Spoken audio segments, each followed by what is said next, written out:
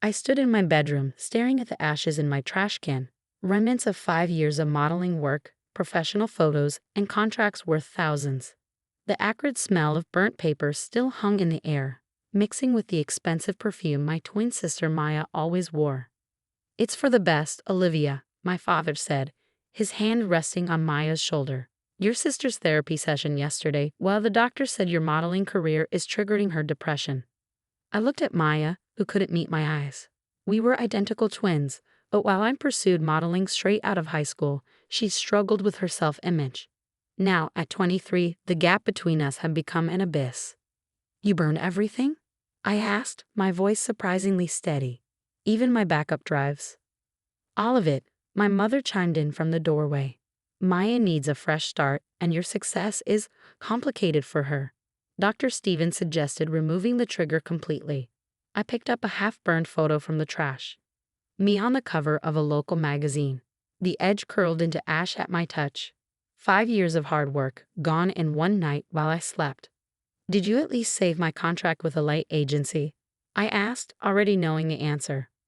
"Canceled this morning," my father replied. "I called them as your manager. Said you're taking an indefinite break for family reasons." Of course he had.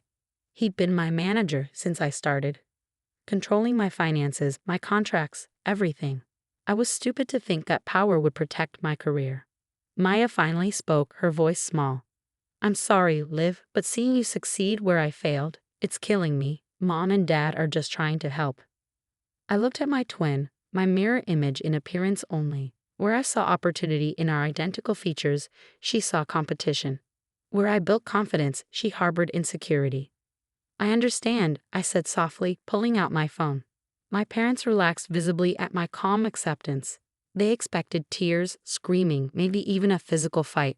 They didn't expect me to start typing. "What are you doing?" my mother asked, tension creeping back into her voice. "Texting my friend Emma. She's a lawyer."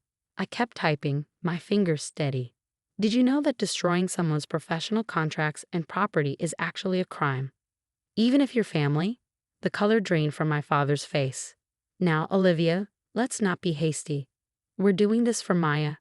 "No," I corrected him, still typing. "You're doing this to maintain control. Maya's mental health is just your excuse." Maya stepped forward, confusion crossing her face. "Liv, please, I need this." I finally looked up from my phone. "What you need is real therapy, not parents who burn my career to make you feel better." Did Dr. Stevens really suggest this, or is that another lie? The guilty shift in my mother's stance answered that question. "Thought so," I said, grabbing my car keys. "I'm leaving now. Don't try to stop me." "Where are you going?" my father demanded, moving to block the door. "To set things right," I replied, sliding past him. "And don't worry about my modeling career. You just gave me something much more valuable than those contracts." "What's that supposed to mean?" my mother called after me. I turned at the top of the stairs, taking in their worried faces. "You'll see. In exactly 6 weeks, everyone will see." What they didn't know was that I'd been preparing for something like this for months. Every time they managed my money, every time they used Maya's fragility to control my choices, I'd been gathering evidence. The burned contracts were just the final piece I needed.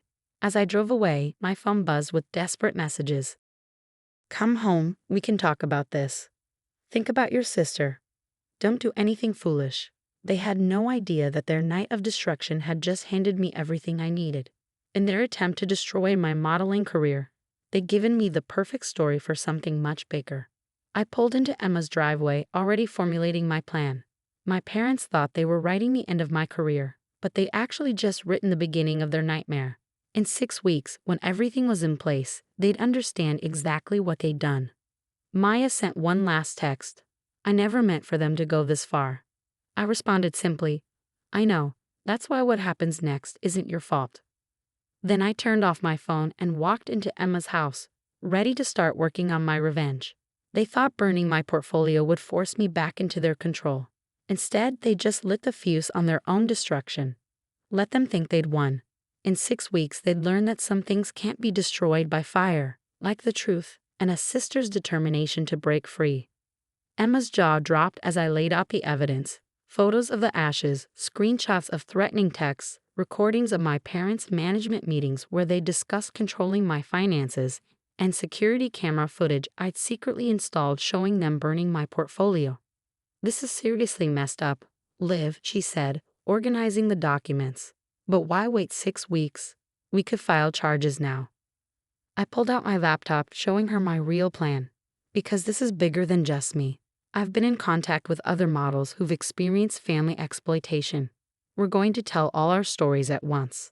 While my parents thought they were destroying my career, they didn't know I'd been building a network of support.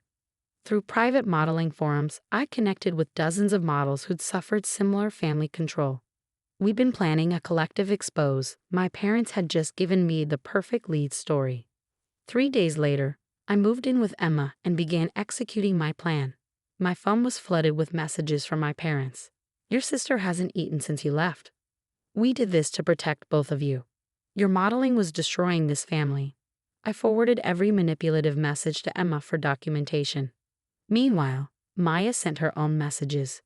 "They're telling everyone you had a mental breakdown. Dad's calling all your industry contacts to blacklist you. Please tell me you have a plan." I did have a plan. While my parents were busy trying to destroy what remained of my modeling career, I was working with a team of investigators, documenting years of financial manipulation. Every contract they'd signed as my manager, every payment they'd redirected, every decision they'd made using Maya's mental health as leverage, it was all being compiled. 2 weeks in, I received an unexpected visit. Maya showed up at Emma's door, looking smaller than ever. "I went to Dr. Stevens," she said, stepping inside. Showed her what they did. She was horrified. She never suggested anything like this. I made us both tea, watching my twins' hands shake as she held the cup. "They've been using your struggles to control me for years," I said gently. "That's not love, Maya. It's abuse." "I know that now," she whispered. "Dr. Stevens helped me see how they've been manipulating both of us. She wants to testify if you need her to." That was the first crack in my parents' facade. They'd use Maya's therapy as justification for their actions, never expecting her therapist to stand against them. 4 weeks into my plan, the story started taking shape. A major online publication was interested in featuring our collective expose. 20 models, all sharing stories of family exploitation, with my burning portfolio as the leading narrative. My parents must have sensed something coming. Their messages changed from manipulation to desperation. "Whatever you're planning, please reconsider. We can replace your portfolio. Think about what this will do to our family name." Maya, growing stronger in her own therapy, sent me screenshots of their panic. They discovered I'd been documenting their financial dealings and were trying to cover their tracks. "Too late," Emma said, reviewing their scrambling attempts to hide evidence. "We already have everything." 5 weeks in, I received a cease and desist letter from a lawyer they'd hired. I forwarded it to Emma, who laughed. "They're threatening to sue you for defamation." With all this evidence, I sat in Emma's home office, reviewing the final draft of our story. The publication had verified every detail, interviewed other models and their families, and collected statements from mental health professionals about using therapy as a tool for manipulation. Maya called that evening. "They know something's coming. Dad's been making calls all day, trying to find out what you're planning. Are you ready?" I asked her. "Once this goes live, everything changes." "I'm ready," she said firmly. "Dr. Stevens says this is part of my healing too." Standing up to them, telling the truth. As week 6 began, I sent my parents one message. "You burned my portfolio to silence me. Instead, you gave me a better story to tell. Watch for it." Their response was immediate. "Don't do this to your sister." But Maya had already written her own piece for the article, describing how our parents had used her mental health as a weapon against both of us. Everything was in place. In 7 days, the story would break, and with it, their careful facade of protective parenting would burn just like my portfolio. They thought they were ending my modeling career. Instead, they were about to make me more visible than ever, just not in the way they'd feared. The story broke at exactly 9 a.m. on a Monday. Family control in the modeling industry. A collective expose went live across multiple platforms simultaneously. My face and Maya's led the article, our identical features telling two sides of the same story of manipulation and control. By 9:05, my parents' phones were ringing nonstop. By 9:15, their social media accounts were flooded with comments. By 9:30, local news outlets were requesting interviews. I sat in Emma's office, watching the chaos unfold. The article had exceeded our expectations. Within hours, it had gone viral. 20 models sharing their stories of family exploitation, with our story as the catalyst. The burning of my portfolio, captured on my hidden security camera, became the symbol of family control in the industry.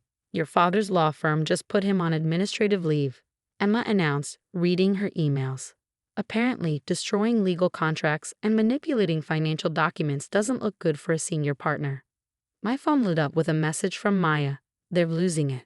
Mom's crying about her reputation at the country club, and Dad's threatening to sue everyone. But I'm okay.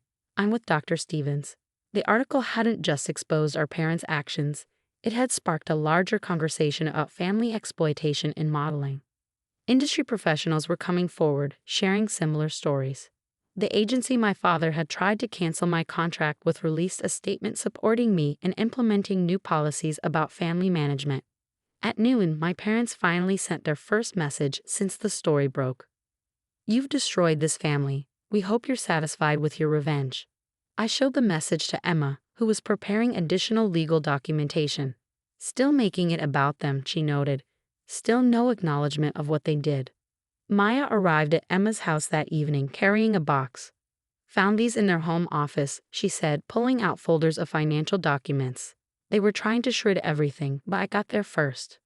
The documents revealed even more than we'd known. Years of diverted payments, hidden accounts, contracts they declined on my behalf because they didn't want me getting too independent.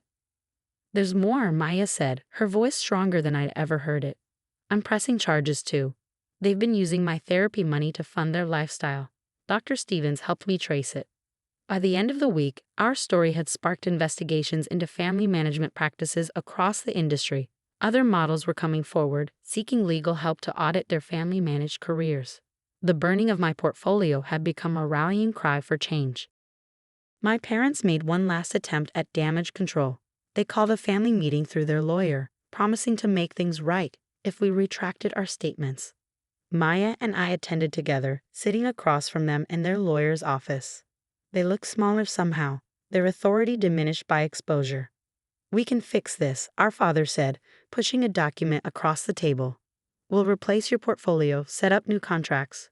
We'll even step down as managers. This isn't about the portfolio anymore, I replied, standing up. This is about every decision you made to control us, every time you used Maya's health as a weapon, every dollar you stole. Maya stood beside me, and every time you made us think we were competing when you were really just playing us against each other. We left them there, with their useless offers and their broken control.